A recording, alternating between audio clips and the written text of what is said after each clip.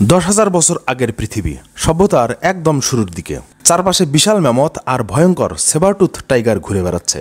মানুষ বাঁচার জন্য লড়ে যাচ্ছে প্রকৃতির সঙ্গে, নিজের উপর তাদের দাসত্বের অভিশাপ থেকে মুক্তির আশায়। এই গল্প আমাদেরকে নিয়ে যাবে সেই সময়ে যেখানে ভালোবাসা, সাহস আর একতার গল্প লেখা হয়েছিল। মুভিটির নাম 10,000 BC। তো আবল তাবল কথা বাদ, মূল গল্পে যাওয়া যাক। বরাবরের মতো সাথে আছি আমি মোহাম্মদ শোয়েব। মুভির শুরুতে আমাদের দেখানো হয় দুইজন শিকারী একটা বাচ্চা মেয়েকে কোলে করে তাদের আস্তানায় নিয়ে আসে। মেয়েটির পরিবারের সবাইকে কে যেন হত্যা করে তাদের আস্তানা পুড়িয়ে দিয়ে গেছে। ভাগ্যক্রমে সে বেঁচে গিয়েছিল। এই গোত্রের একজন বৃদ্ধা মুরব্বী ছিলেন, তাকে সবাই বড়মা বলে ডাকত। বড়মা তার আধ্যাত্মিক ক্ষমতা ব্যবহার করে অতীতের আত্মাদের সাথে যোগাযোগ করতে পারত। মেয়েটিকে কাছে নিয়ে তার গালে হাত দিতেই সে ভয়ঙ্কর একটা ভবিষ্যৎ দেখতে পায়। যেদিন এখানকার শিকারীরা বড় কোনো একটা শিকার করবে আর তারপরেই তাদের গোত্রের উপর বড় একটা হামলা হবে আর তাদেরকে জিম্মি করে সেখান থেকে নিয়ে যাওয়া হবে অনেক দূরে। তারপর তাদের বাঁচানোর জন্য আমাদের এখান থেকেই একজন যোদ্ধা তৈরি হবে আর তার সাথেই এই মেয়েটিকে বিবাহ দিতে হবে। মেয়েটির নাম অ্যাভলেট, যার অর্থ হচ্ছে নতুন জীবন। বড়মার এই ভবিষ্যৎবাণী শুনে এখানকার একজন শিকারী বেশ ভাবনায় পড়ে যায়। কি যেন মনে করে সে এখান থেকে চলে যাওয়ার সিদ্ধান্ত নেয়। এর নাম টিকটিক। তারা দুজনে খুব ভালো বন্ধু। যাওয়ার সময় সে টিকটিককে তার ছেলের দেখাশোনার দায়িত্ব দিয়ে চলে যায় আর ওর হাতের সাদা বল্লমটা তাকে দিয়ে দেয়। সে কি জন্য এখান থেকে চলে গেল তা একমাত্র শুধু টিকটিকই জানে। এর নাম ডিলে, ওই শিকারীর ছেলে। এখানকার আর অন্য ছেলেগুলো সুযোগ পেলেই ওকে খেপাতো। ওর বাবা চলে যাওয়ার পর এখানকার অনেকেই ভাবত সে হয়তো বড়মার ভবিষ্যৎবাণী শুনে ভয় পাইছিল, তাই জীবন বাঁচানোর জন্য নিজের গোত্রের মানুষদের বিপদে ফেলে সে অন্যত্র চলে গিয়েছে।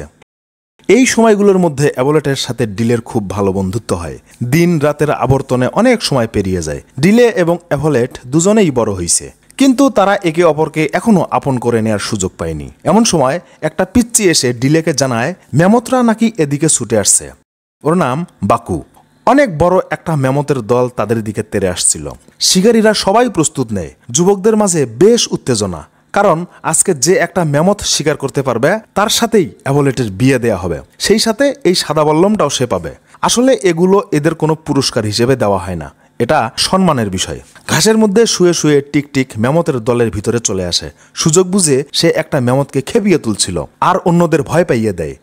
বাঁশিতে ফু দেওয়ার সাথে সাথেই বাদবাকিরা একযোগে ম্যামথদের ধাওয়া শুরু করে। দৌড়াতে দৌড়াতে ডিলে ওদের দলের ভিতরে ঢুকে পড়ে। শিকারীরা অনেক দূর পর্যন্ত তাদেরকে টার্গেট করে। পরিমরি করে জীবন বাঁচাতে ছুটে চলে ম্যামথের দল। শেষ পর্যন্ত শিকারীদের জালে একটা ম্যামথ আটকা পড়লে সবার মধ্য থেকে একটা যুবক তার বল্লম দিয়ে সুযোগ নেয়, কিন্তু ওর কিছুই হয় না। বেচারা মাঝখান থেকে তার সুযোগটা হাতছাড়া করলো। ম্যামথ জালের রশি ছিঁড়ে জাল শুদ্ধ দৌড়াতে থাকে আর শিকারীরা লাফ দিয়ে পড়ে যায় তার জালের উপর। আঁকা বাঁকা পাহাড়ি পথ, কেউ সেখানে আটকাতে পারে না। টিকটিক ডিলেকে বলছে এভাবে আর সম্ভব না, আমাদের এক্ষুনি জাল ছেড়ে দিতে হবে। কিন্তু সে জাল ছাড়ছিল না, সে একাই জাল ধরে আছে। একটা পাথরের গায়ে জালটা লেগে গিয়ে সেটা ছিঁড়ে যায়। এবার ম্যামথ উল্টো ডিলেকে আক্রমণ করে বসে। ছুটে গিয়ে একটা বর্ষা হাতে নিতেই ম্যামথটা একদম ওর কাছাকাছি চলে আসলে জীবন বাঁচাতে বর্ষা ছেড়ে দিয়ে সে পিছন দিকে দৌড়াতে থাকে। এর ফাঁকেই বর্ষাটা ঢুকে যায় ম্যামথের বুক বরাবর। এর মধ্যে সে ওর গায়ে এসে পড়েছে। ডিলে চাপা পড়ে আছে ম্যামথের গায়ের নিচে। সবাই মিলে টেনে ধরে ওকে সেখান থেকে বাইর করে নিয়ে আসে। আনন্দে সবাই হৈ হুল্লোড় করে ওঠে। বড়মা কাছে এসে তাকে সম্মানস্বরূপ ওই সাদা বল্লমটা দিয়ে দেয়। এই ঘটনার পর থেকে তার প্রতি সবার ধারণা পাল্টে যায়। কিন্তু আসলে কি সে ম্যামথকে মারতে পারছিল নাকি পারেনি? সেই দিন অন্য সবার মতো সেও জাল ছেড়ে দিতে চাইছিল। ডিলের হাত জালের মধ্যে আটকে যাওয়ার কারণে সে জাল ছাড়তে পারেনি। এই ঘটনাটা টিকটিক ছাড়া আর কেউ এখানকার বুঝতে পারেনি। তবে আর যাই হোক, সে কিন্তু অ্যাভলেটকে তার জীবন দিয়েই ভালোবাসে। মনের মধ্যে সবসময় একটা অপরাধবোধ কাজ করত ডিলের। বাইরে এসে কি যেন ভাবছে। এমন সময় সেখানে ঘোড়া নিয়ে অনেকগুলো মানুষ চলে আসে আর বড়মার কোনো কথা না শুনেই তারা তাদের উপর হামলা করে বসে। এদের দলের লিডার একজনকে জানায় এখানকার কাউকেই যেন তারা না মারে, সবাইকে বন্দি করে নিয়ে যেতে হবে। দলের একজন ঘরে ঢুকে বাকুর মাকে তার সামনেই মেরে ফেলছিল, কিন্তু বাকুর চেয়ে চেয়ে দেখা ছাড়া আর কিচ্ছু করার ছিল না। যাওয়ার সময় ওদের দল নেতার চোখ আটকে যায় অ্যাভলেটের দিকে। সে বড়মাকে রেখে অ্যাভলেটকে তুলে নিয়ে সেখান থেকে চলে যায়। প্রিয়জনের এমন চলে যাওয়া যে কত বেদনার সে যার গিয়েছে সেই বোঝে। বড়মার কাছে এসে ডিলে বন্দীদের খোঁজ নেওয়ার জন্য সেখান থেকে দূরে চলে যেতে চায়। আসলে ওরা কখনো ওই উঁচু পাহাড়ের বাইরেই যায়নি, তাই তাদের ভিতরে একটা ভয় কাজ করে। তখন ডিলে ওকে জানায় আমরা যাইনি ঠিক আছে, তবে ওরা এখানে কিভাবে আসলো। ঠিক সেই সময় টিকটিকও চলে আসে আর ডিলের সাথে একাত্মতা দিয়ে সেও তার সাথে চলে যেতে চায়। তারপর বড়মা বাকুকে নিজের কাছে রেখে কেরনকে ওদের সাথে পাঠিয়ে দেয়। বাকু ওখান থেকে পালিয়ে এসে ওদের পিছু নেয়, সেও ওদের সাথে যাবে। সন্ধ্যা নেমে আসলে তারা সেখানে রাত কাটায়। সকালবেলা বাকু ওদের সাথে দেখা করলে টিকটিক ওকে নিতে চাইছিল না। ওরা এতক্ষণে অনেক দূরে চলে আসছে। উপায় না দেখে শেষ পর্যন্ত সবাই মিলে একসাথে যাত্রা শুরু করে। সাদা বরফে ঢেকে আছে বড় বড় পাহাড়, কোথাও কারো পায়ের চিহ্নটি পর্যন্ত নেই। কয়েকদিন এইভাবে যাওয়ার পর তারা বরফের পাহাড় পেরিয়ে আরেকটা নতুন দুনিয়ায় প্রবেশ করে। এখানে কোনো ঠান্ডা নেই। অন্যদিকে এই বন্দীদের কি অবস্থা। সকাল সকাল সবাইকে ঘুম থেকে জেগে তোলা হচ্ছে। তারাও যাত্রা শুরু করে। অ্যাবলেট যেখানে শুয়েছিল তার কাছে গিয়ে এই নারিয়েবেল কি যেন একটা দেখতে পায়, একটা হাড়ের ভাঙ্গা অংশ। দলের লিডার ব্যাপারটা বুঝতে পেরে অ্যাবলেটের হাতে কষে কয়েকটা চাবুকের আঘাত করে। তারপর আমাদের দেখানো হয় ওই হাড়ের নিশানার কাছে ডিলে সহ বাদ বাকিরা সবাই এসে পড়ছে। আর এখন তাদের এই ঘন গহীন জঙ্গল পার হয়ে ওদের পিছু নিতে হবে। এরাও এই জঙ্গলের মধ্যেই আছে। এদের সবাইকে কেন যেন ভীত মনে হচ্ছিল। আসলে তারা এই জঙ্গলের বিপদের কথা জানতো। কিছু দূর যেতে না যেতেই কি যেন একটা আজব প্রাণী এসে ওদের একটা একটা করে ধরে নিয়ে যেতে থাকে। ঘন জঙ্গলের মধ্যে শুরু হয় হৈহুল্লোর একটা অবস্থা। তার কিছুক্ষণ পরেই সন্ধ্যা নেমে আসে। ইতোমধ্যে এরাও ওদেরকে দেখে ফেলছে। এখন তারা সবাই মিলে একটা সুযোগের অপেক্ষা করে। আগুন জ্বালিয়ে বন্দীদের পাহারা দিতে থাকে সবাই মিলে। অবশ্য রাতের বেলা আর কোনো প্রাণী তাদেরকে আক্রমণ করেনি। সকাল হতে না হতেই ডিলে অ্যাবলেটের কাছে চলে আসে। হাতের বাঁধন খুলে দিয়ে ওকে সেখান থেকে আলাদা করে নিয়ে যায়। তারপর আরো কয়েকজনের হাতের বেরি খুলে দেয় সে। ইতোমধ্যেই ওদের দলের লিডার সহ আরো কয়েকজন এদেরকে ধাওয়া করছিল। ওরা এতক্ষণে কেরনকে আটকিয়ে ফেলছে।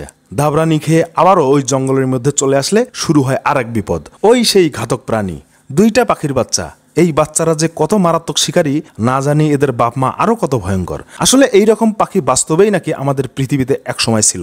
এখনকার দিনে বিজ্ঞানের অনেক উন্নতির কারণে এরকম অনেক প্রাণীর ফসিল আবিষ্কার করা হয়েছে।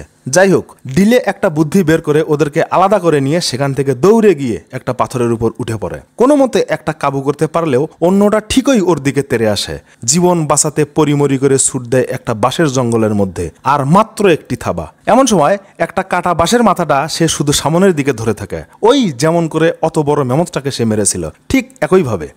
এদিকে দলের লিডার অ্যাবলেটকে ধরে সাবধান করে দেয় যেন সে আর কখনো এদের কাছ থেকে পালানোর চেষ্টাও না করে। ডিলে টিকটকের কাছে এসে দেখে সে আহত অবস্থায় মাটিতে শুয়ে আছে।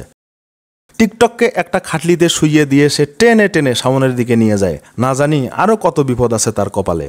পাহাড়ি মরুভূমিতে থাকতে থাকতে আবার রাত নেমে আসে। খাবারের সন্ধানে বেরিয়ে পড়ছিল ডিলে।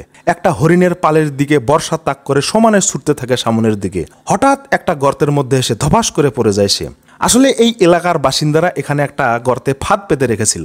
আর সেই ফাঁদটাই এতটা গভীর যে কোনো প্রাণী এখানে পড়লে তার আর বাইরে যাওয়ার কোনো উপায় নেই। তার কিছুক্ষণ পরেই আকাশ বাতাস কাঁপিয়ে শুরু হয় ঝড়ের তাণ্ডব। নিচে পানি জমতে থাকলে ডিলে ধীরে ধীরে চেতনা ফিরে পায়। খেয়াল করে দেখায় তার পাশেই বিশাল একটা সেবারটুথ বাঘ। জীবনে অনেক প্রাণী সে শিকার করছে, কিন্তু এত বড় সাইজের বাঘ সে আগে কখনো দেখেনি। আসলে এই বাঘটা এখানে কয়েকদিন ধরে আটকা পড়ে আছে। একটা কাঠের চিপায় পড়ে পানিতে প্রায় ডুবে যাচ্ছিল। ডিলেও এখান থেকে সহজে বের হতে পারবে না। বর্ষাটা হাতে নিয়ে সে বাঘটাকে মারতে যাবে, কিন্তু কাছে গিয়ে ওর চোখের দিকে তাকিয়ে তার মনে দয়া হয়। কি যেন মনে করে সে বর্ষাটা পানিতে ফেলে দিয়ে বাঘটার সাথে কথা বলে। তারপর গাছের গুড়িটা একটু সরিয়ে দিতেই বাঘটা একটা গর্জন দিয়ে সেখান থেকে বেরিয়ে আসে। আর সেই সাথে ওই গাছের গুড়িটা সেখান থেকে ছুটে গিয়ে গর্তের মাথায় আটকে যায়। সেবারটুথ বাঘ এবার একদম ডিলের কাছাকাছি এসে হা করে ওর দিকে নিঃশ্বাস ফেলে। তারপর এক লাফ দিয়ে সে সেখান থেকে চলে যায়। ডিলে ওই কাঠের গুড়িটা ধরে ধীরে ধীরে বাইরে চলে আসে। এতক্ষণে টিকটক খানিকটা সুস্থ হয়েছে। ডিলে খেয়াল করে ঠিক ওদের সামনেই খানিক দূরে একটা জায়গা থেকে ধোঁয়া উঠছিল। তার মানে বদমাইশের দলেরা রাতের বেলা এখানেও হামলা করছিল। বস্তির কাছে এসে দেখে কেউ নেই। এখানে তারা নতুন নতুন কিছু জিনিস দেখতে পায়। এই গমের চারা এবং এমন হাতিয়ার তাদের কাছে একদম নতুন। পেটের ক্ষুধা তো সবারই এক, কি আর খাবে, আবারও নতুন বিপদ। এরা ভেবেছিল এখানে যেহেতু আগুন লাগাইছে তাই মনে হয় এখানে আর কেউ অবশিষ্ট নেই। ঠিক সেই সময়ে সেখানে ওই সেবারটুথ বাঘ চলে এসে হুঙ্কার দিয়ে তাদের সামনে এসে দাঁড়ায়। সবাই পিছিয়ে গেলে ডিলে সেখানেই বর্ষা ধরে বসে থাকে। বাঘটা আবার হুঙ্কার দিয়ে ডিলের সামনে এসে হা করে একটা লাফ দিয়ে ওর উপর দিয়ে পিছনে চলে যায় এবং এদেরকে সাবধান করে দেয়। আর যাই হোক, ওরা একটা জিনিস পরিষ্কার হয় যে এদের দুজনকে আর মারা যাবে না। এরা এখানে ওদের উপকারের জন্যই আসছে। বাঘটা চলে যাওয়ার পর তারা নিজেদের মধ্যে আলাপচারিতা সেরে নেয়। মজার কথা হলো, এরা এত দূর থেকেও ওদের ভাষা কিভাবে জানে? কারণ জানতে চাইলে এদের দলের নেতা বলে, অনেকদিন আগে একজন এখানে এসেছিল, আর সে নাকি দেখতে ঠিক ডিলের মতোই। তার কাছ থেকেই তারা এই ভাষা শিখেছে। আসলে ওই ব্যক্তিটা আর কেউ নয়, সেই ছিল ডিলের বাবা। ওই বড়মার ভবিষ্যৎবাণী শোনার পর সে নিজের জীবন বিপন্ন করে তাদের গোত্রের মানুষদের বাঁচানোর জন্য সে বেরিয়ে পড়ছিল। দলের নেতা আরও জানায়, তাদের এই বিপদের সময় এখন একমাত্র কাণ্ডারি নাকি ডিলে, কিন্তু তা কিভাবে সম্ভব? তখন দলের নেতা পাথরের গায়ে একটা চিত্র দেখিয়ে বলে, ওই যে সেই সেবারটুথ বাঘ, যার মুখোমুখি হবে সেই একসময় তাদের গোত্রকে বিপদের হাত থেকে রক্ষা করবে। তারপর এখানকার আশেপাশে সবগুলো গোত্রকে খবর পাঠানো হয়, আর তাদেরকে জানিয়ে দেয়া হয় ওই পাথরের ছবির ভবিষ্যৎবাণী এখন সত্যি হতে চলছে। তাই সবাইকে এখন যুদ্ধের জন্য প্রস্তুতি নিতে হবে। পরিবারের কাছ থেকে বিদায় নিয়ে তারা যাত্রা শুরু করে। আরও একটা লম্বা সফর, রাত দিন একাকার করে পাহাড় মরুভূমি পাড়ি দিয়ে ছুটে চলছে প্রিয়জনকে কাছে পাবার আশায়। ওদের দিকেও এই ডাকাতের দল নজর রাখছিল। তারা প্রায় কাছাকাছি চলে আসছে, কিন্তু তখনও এরা জানত না যে পানির উপর দিয়ে কোনো বস্তুকে ভাসিয়ে নিয়ে যাওয়া যায়। দূর থেকে অ্যাভোলেট ডিলেকে দেখে কিছুটা স্বস্তি পায়। বহু দুর্দশা কাটিয়ে এত দূর আসার পর প্রিয় মানুষটার মুখ দেখে ডিলে আবার মনের মধ্যে দ্বিগুণ উৎসাহ নিয়ে সবার সাথে লেগে পড়ে। তারপর আমাদের দেখানো হয় এই দলের নেতা ধীরে ধীরে অ্যাভোলেটের প্রতি একটু দুর্বল হয়ে পড়ছে।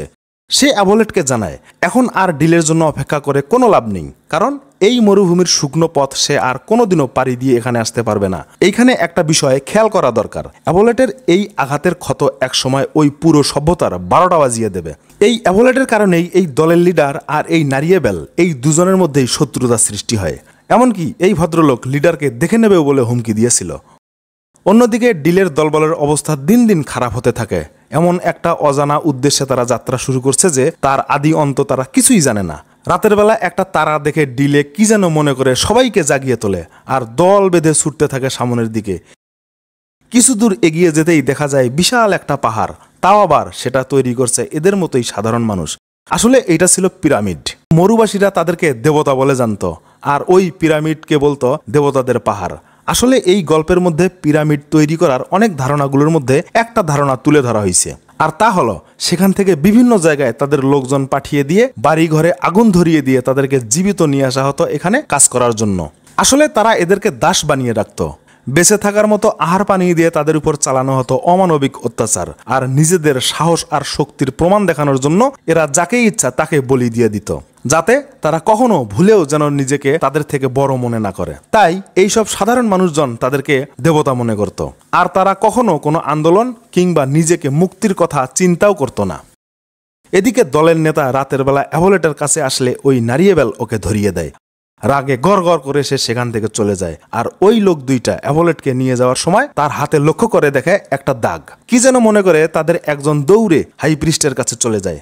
তারপর অ্যাভোলেটকে এখানকার রাজদরবারে নিয়ে আসা হয়। হাই প্রিস্ট ওর হাতটা ধরলে আমরা দেখতে পাই ওই হাতের ক্ষতটা আকাশের কয়েকটা তারার অবস্থানকে নির্দেশ করছে। ব্যাপারটা এমন ছিল যে এখানকার সাধু সন্ন্যাসীরা ভবিষ্যৎবাণীতে জানতে পারছিল ওই কয়েকটা তারার চিহ্ন যার শরীরে থাকবে তার কারণেই নাকি একসময় এই রাজ্যের পতন হবে। এত তাড়াতাড়ি এই ঘটনা বাস্তব হতে যাচ্ছে দেখে এই মানুষরূপী দেবতারা কিছুতেই তা মেনে নিতে পারছিল না। অন্যদিকে ডিলে ও তার দলের লোকজন ইতিমধ্যেই এখানে ঢুকে পড়ছে। পরিকল্পনা অনুযায়ী দাসের বেশভূষা নিয়ে যে যার মতো অবস্থান নিয়ে নেয়। তারপর শুরু হয় খেলা। মেমতের গায়ে লাগানো রশিগুলো একটা একটা করে খুলে দেয় বাকু। ততক্ষণে কেউ টু শব্দটিও করেনি। যখনই রশি খোলা হয়েছে তখনই মাইর শুরু। কাজের লোক আর মালিকের মধ্যে লেগে যায় লড়াই। ডিলে বর্ষা দিয়ে একটা মেমতকে খেপিয়ে তুলছিল। তারা নিজেরা এই সশস্ত্র সেনাদের সাথে লড়াই করে কুলিয়ে উঠতে পারছিল না। যখন একটা মেমতকে ভয় পাইয়ে দিছে, আর কই যায়, সবগুলো ছোটা শুরু করে নিচের দিকে। একটা একটা সৈন্যকে পিষে দিতে থাকে, আর লেগে যায় মহাগ্যাঞ্জাম। সবগুলো দাস একত্র হয়ে দৌড়াতে থাকে রাজপ্রাসাদের দিকে। এই ফাঁকে অ্যাভোলেটকেও বাইরে নিয়ে আসা হয়েছে। প্রাসাদের সামনে রাজার রক্ষী বাহিনী রাজা সহ রাজদরবারের সবাইকে নিরাপত্তা দেওয়ার জন্য ঘিরে আছে। পরিস্থিতি আন্দাজ করতে পেরে এই ভণ্ড দেবতা ডিলের সাথে একটা চুক্তি করতে চায়। সেটা হলো, ডিলে যদি এখান থেকে চলে যায় তাহলে সে অ্যাভোলেটকে ফেরত পাবে, আর যদি না যায় তাহলে তাকে এখানে সবার সামনেই নির্মমভাবে হত্যা করা হবে। অ্যাভোলেটের হাত বেঁধে দুই পাশে দুইটা তেজি ঘোড়া বেঁধে রাখা হয়েছে। একটু নড়াচড়া হলেই সর্বনাশ। কিন্তু ডিলে তাকে বলে যে সে একা যাবে না, সে যাদেরকে নিয়ে আসছে তাদেরকেও এখান থেকে নিয়ে যাবে। একথা শুনে এই দেবতারাজ তাতেও রাজি হয়। ডিলে এবার আরেকটা দাবি করে বসে। সে এখানকার সব দাসের মুক্তি চায় এবং এখনই তাদেরকে ছেড়ে দিতে বলে। কিন্তু দেবতারাজ নারাজ। সে ওকে জানায় ওরা আমার লোক, আমি ওদের প্রভু, ওদের দেখাশোনা করার দায়িত্ব আমার। ডিলে এতক্ষণে পুরোপুরি বুঝে গিয়েছে যে এই শালা ভণ্ড। বর্ষাটা হাতে নিয়ে জন্মের মতো একটা ফিক মারে রাজাকে লক্ষ্য করে, আর বর্ষা বিধে যায় ভণ্ড দেবতার কলজা বরাবর, ডিগবাজি খেয়ে নিচে পড়ে যায়, আর পড়ে থাকে ওই দেবতার মরদেহ। তখন সবাই বুঝতে পারে যে সে আসলে কোনো দেবতা ছিল না, বাকি সবার মতোই রক্তে মাংসে করা একজন সাধারণ মানুষ। হাঙ্গামার ফাঁকে ওই লিডার অ্যাভোলেটকে ঘোড়ায় তুলে নিয়ে পালাতে থাকে। সুযোগ বুঝে অ্যাভোলেট একটা তীর হাতে নিয়ে ওর পেটে ঢুকিয়ে দেয়। ডিলেও ওর কাছে আসতেছিল। ঘোড়া থেকে পড়ে গিয়ে অ্যাভোলেট উঠে ডিলের দিকে দৌড়ে আসছিল, কিন্তু ওই লিডারের ছোড়া একটা ঘাতক তীর এসে ঢুকে যায় অ্যাভোলেটের পিঠ বরাবর। নিজের চোখের সামনে প্রিয়জনের এমন অবস্থা দেখে কে সহ্য করতে পারে বলেন? আসলে এই লিডার চাইছিল না যে অ্যাভোলেটকে ডিলে ফিরে পাক। আমি যখন মরবো তাহলে ওকেও অন্যের হতে দেব না। লোকজন সবাই অন্দরমহলে ঢুকে পড়ে নৌকার পালে আগুন লাগিয়ে দেয়। অ্যাভোলেটকে ধরে ডিলে পাগলের মতো হয়ে যায়। কি করবে ভেবে পায় না। সবার চোখে মুখে একটা দুঃখের ছায়া নেমে আসে। মনে হয় খেলাঘর ভেঙে গেল, যে যার মতো বাড়ি ফিরে যাচ্ছে। কিন্তু ডিলে কোথায় যাবে? ওর তো আপন বলতে আর কেউ বাকি রইল না। হঠাৎ একটা মেমত ডিলের সামনে এসে দাঁড়ায়। ও মাথা তুলে দেখে তার সুর উপরে তুলে ডিলেকে সে পিছনের দিকে তাকাতে বলে। সে কি যেন বুঝতে পেরে দৌড়ে অ্যাভোলেটের দিকে ছুটে আসে। তখন আমাদের দেখানো হয় অন্যদিকে ঠিক সেই মুহূর্তে বড় মা তার শেষ নিঃশ্বাস ত্যাগ করলো, আর এই দিকে অ্যাভোলেট তার নিঃশ্বাস ফিরে পেল। সবার চোখে মুখে হাসির ফোয়ারা, খুশিতে ভরে ওঠে পিরামিডের প্রাঙ্গণ। তারপর ডিলে পাহাড়ি দলের সেনাপতির কাছ থেকে বিদায় নিয়ে আবার যাত্রা শুরু করে। আর যাওয়ার সময় ওই দলের নেতা ডিলেকে কিছু গম ও সিমের বীজ দেয়। এভাবে পৃথিবীর বিভিন্ন জায়গায় দানাদার শস্যের চাষ শুরু হয়। এখানে ফিরে এসে তারা আবারও আগের মতো জীবনযাপন শুরু করে। মুভির কাহিনী এখানেই শেষ হয়। তো ভিডিওটি ভালো লাগলে অবশ্যই একটা লাইক এবং সাবস্ক্রাইব করে পাশে থাকবেন। আল্লাহ হাফেজ।